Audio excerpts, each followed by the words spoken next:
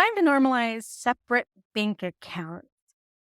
Let's dive into this. My name is Jenna Gage, and this is Life Take Two, where I share my harrowing escape from Mormon Tradwife life.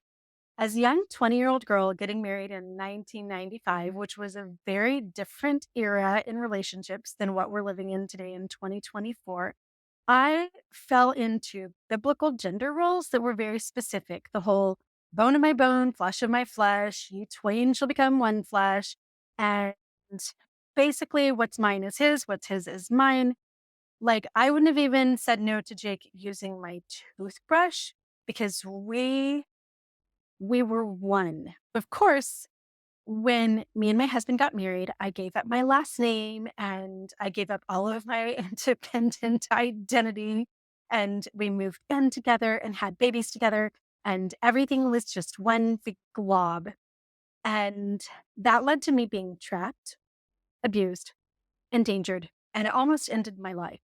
And I'm not the only girl who's ever gone through that. Data shows that the number one risk factor for domestic violence is financial dependency on your spouse. And when you blend every aspect of your lives financially, that can trap women in relationships that are potentially harmful. So after 24 years of marriage to Jake, where we were completely blended, I was abandoned for a 19-year-old escort. That's what ended our marriage. And found myself homeless, literally living in my vehicle with my children also homeless, bouncing around, couch surfing with friends. My son was 8, my daughter was 14, my other daughter was 18. And yeah, it was a disaster. So after that all fell apart, eventually I fell in love. And being the raging feminist that I am, I remember when Kev and I were first, my partner, were first discussing blending our lives, thinking there has to be a better way to do this that doesn't endanger my future. Thus, my entire International Man Proof Your Life program was born. And I started to experiment with the separate bank accounts.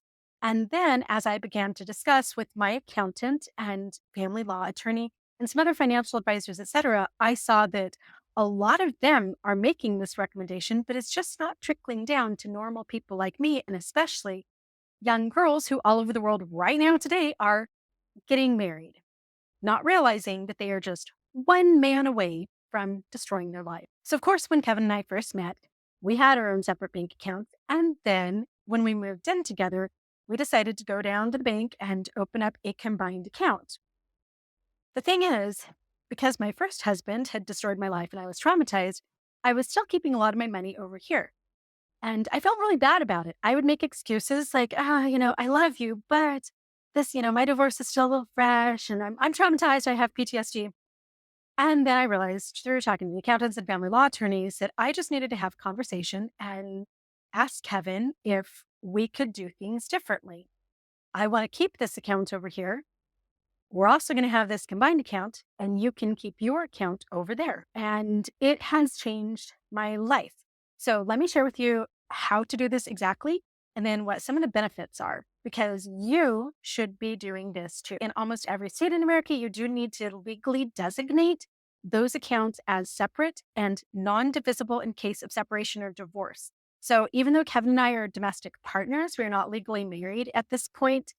It's still a communal property state in Arizona. So if we break up, he could still have access to some of that money. So we had to legally designate that this money over here belongs to Jenny. And in case of separation, it still belongs to Jenny. This money over here belongs to Kevin, still belongs to Kevin. And then our joint bank account would be split 50-50. Number 2, transparency and informed consent are everything.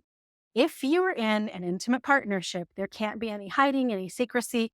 You can't be kept from looking at these accounts. You need to have that full disclosure. So Kev has his bank app on his phone. I can grab his phone and look at it at any time. I can print up the statement. I can see what's incoming, what's outgoing. And especially because I was cheated on for so long, I can make sure that he's not like buying a girl drinks when I think that he's at some PTO meeting at the school. And he can access my account at any time and see exactly what's incoming and outgoing. In fact, when I move any money in my personal account, I let him know. I screenshot, send it to him. Here's a deposit that I just made from my TikTok. And here's exactly, the balance in that account. That informed consent and full disclosure is huge. These aren't little like hidden accounts, your rainy day money. We're mature adults, we're having mature relationships, and we need to have access to one another's information. But neither Kevin nor I can move any of the money. This is in a bank that I have nothing to do with, and mine is in a bank that he has nothing to do with. When I first married my ex-husband, Jake, I actually had a substantial savings account because I had been working for a year and a half to go back to college. And then I didn't go back to college because he didn't want an educated housewife. So he just absorbed all of that money, which we then used as a down payment on a business, which he then took me off of. So instead of having a nice little nest egg that I could have bought myself things with or had some just in case money, he took it all. And within a year, it was gone. And had we divorced, I wouldn't have been able to take back that money. So having your own money that you brought into the relationship in those separate accounts protects those assets. How do we handle the money in the accounts? Very simple. This is what I teach my Man Proof Your Life clients. Almost all of our checks deposit into our combined account. And then we just subtract out all of the bills, the rent, the car payments, the insurance, groceries, etc. And once those have all been accounted for, then we can move our money into our separate accounts. Anything that's left over, I have a savings goal every month. Kevin has a savings goal. He also brought a vehicle into the relationship, which he sold. Some of that went to pay for bills, but some of it is in this account that's untouchable. My child support every month deposits directly into my savings account. That is not money that Kevin or his kids or anybody else should be touching. That is just for me and my children.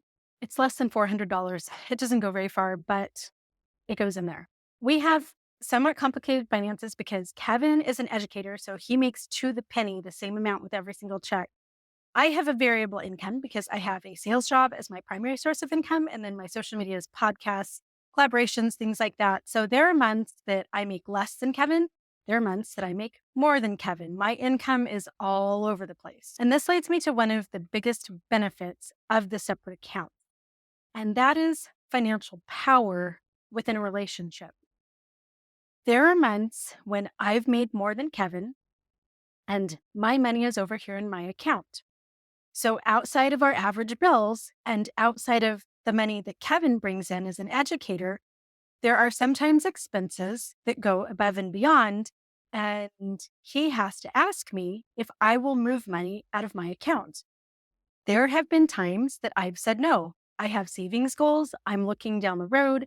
I know that Christmas is coming or we have this medical expense, and I don't feel comfortable dipping into my account to fund this thing over there. So if you want that, you're going to have to come up with money on your own. So then Kevin will go through and like, let's get rid of Netflix and we're going to get a smaller storage unit so that we can save a little bit of money, or maybe he'll take on a coaching job at school so that he can make up for that. The same thing applies to me. Recently, this very ring on my finger was for sale at an antique store. It's a 120-year-old antique Zuni piece, handmade by a renowned Zuni artist. And I didn't have the money for it. I was already at my lowest point in my savings account. So I had to go to Kevin and ask if he would help fund this ring. Turquoise is my only vice, you guys. That's it. That's all I've got. And we're getting ready to put braces on my 15-year-old, which I may need to dip into some of Kevin's fund above and beyond our expenses. So in general, the separate account thing gives us a lot of checks and balances for expenditures. And it doesn't allow either one of us to just wipe out the assets of the other. But also, if either one of us has the money to buy something in our own accounts, we just discuss it with one another. Hey, I have an extra $300. Brody wants to do this basketball team. I can cover the fees. So I'm doing it. Our expenses in here are accounted for. So I'm going to spend my money on something for my child. And I'm not asking your permission. You might ask, what do you do if you're a stay-at-home spouse and you're not earning any money of your own? In my Man Proof Your Life program, we don't have provisions for that. If you're going to have a child, you should be saving up for it so you have your own resources, which are separate in your own bank account, just in case you're part of that 50% whose marriage ends in divorce, or your spouse dies, or becomes disabled, or loses his job. It's financially irresponsible to be dependent on your intimate partner to fund your life, even if you are going to be a mother. I don't really teach a plan for that scenario because it shouldn't be happening.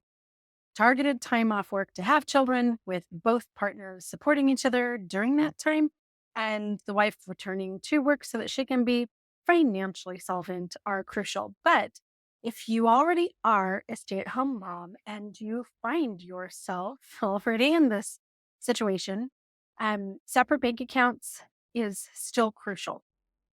And that should be coupled with the spousal trust, where your husband is paying you a designated amount monthly, either as an employee of the business or just for keeping the house and childcare, things like that. You do need to talk to an attorney and have that account designated as yours with just $250 a month, which is a bare bones minimum. You would be saving $3,000 a year or $15,000 every 5 years. Studies show that women who have their own savings account over here are far less likely to stay in abusive relationships than those who are completely financially dependent on their romantic partner. Now, I'd love to hear from you. How do you handle your finances in your intimate partnership? Do you have just one big account? Do you have separate accounts? And would you consider having separate bank account? Thanks for watching. Please like and subscribe, and I'll see you guys next time.